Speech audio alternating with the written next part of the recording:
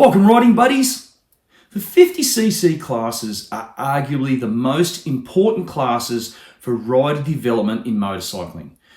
Most races started in one of the two 50cc classes. I know that not all racing legends started on a 50. For example, Dean Ferris didn't start racing until he was 10. Then he got serious when he was 15. This is considered to be a late starter, but he has achieved everything you can in Australian motocross. I will be focused on motocross and the off-road scene for this video, but most disciplines in Australia follow a similar plan. Before we get into it, make sure you subscribe to our channel. It's a proven fact that subscribing to John's Motorcycle Mania will improve your clutch control. While you're at it, give the like button a loving touch. First class off is sometimes called Divi 1 or the non-competitive 50s. You try telling a 6-year-old it's non-competitive. Good luck with that conversation. This class is ages from 4 to under 9 years old. Because it's non-competitive, there is no requirement for the bike numbers or correct colour backgrounds. It is encouraged for this class though, as the young ones love looking like the bigger riders. Licensing requirements for the non-competitive 50s are recreational. What this means is the rider is not required to do the Kickstart program or hold a competition license. All that is required is a one event recreational license that covers the rider for that single event. The other option is a 1-year mini license. This allows a rider to ride any non-competitive event. As Divi 1 is a non-competitive class, this is the best way to go. The second 50 class is sometimes called Divi 2 or 50cc Auto. This is the start of the competitive classes along with the 65s as well. The 50cc Auto is for ages 7 to under 9 years. Race numbers are required on the bike and on the rider's back.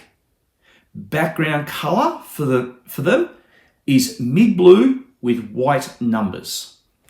Licensing requirements are a little stricter for the 50cc Auto class.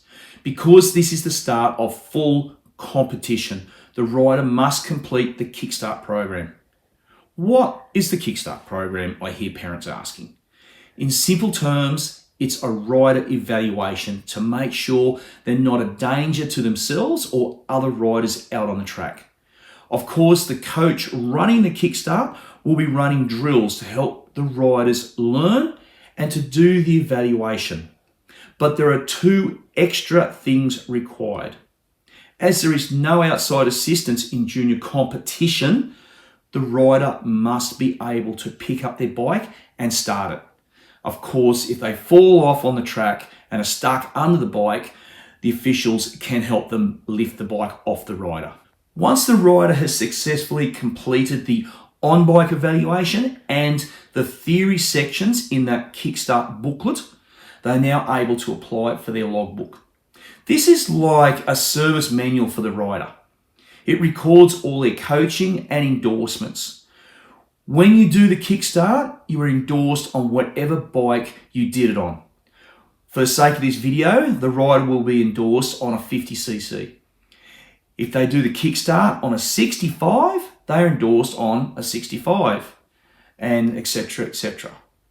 You are able to get the logbook only if you wish, but then you will be required to get a 1-event competition license each time they race. The other option is to get the logbook and a 1-year competition license. This is the most popular way to go. Now to the bikes. All bikes are to be 50cc 2-stroke or 4-stroke, must have an automatic clutch, 10-inch rear wheel, and a 12 or a 10-inch front wheel.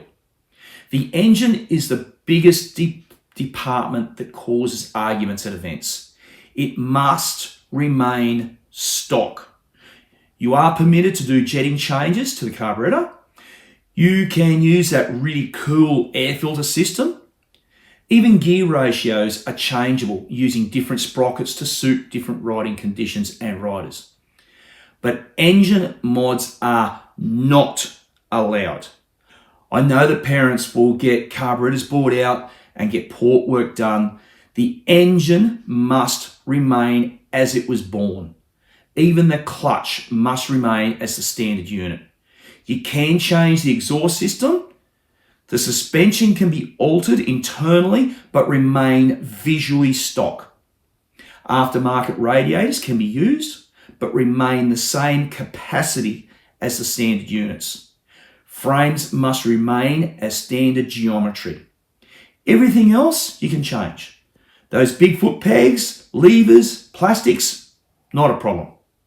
I've seen many parents do non-legal mods to these bikes over the years.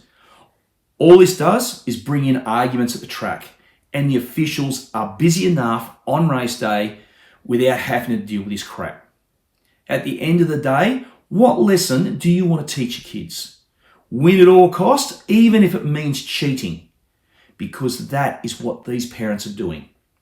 Isn't it better to teach them to accept getting second against a better rider, or to win on a machine that is 100% legal? Cheating is unacceptable. After all, we're talking about young children under 9 years old. All they want to do is have fun and ride with their mates. Any questions on rules? Be sure to check out the MOMS, or sometimes called the GCRs, on the Motorcycling Australia website. I have even done a video on how to use this manual. If you can't find what you're after, contact Motorcycling Australia or your state controlling body. Your local club may have somebody that can help you as well. Don't forget that it's all about having fun. It's a team sport and parents are team managers. If the managers do the wrong thing, it's the rider that will ultimately pay the price. How are you going to explain to an 8-year-old that just won that they have been disqualified because their bike was modified?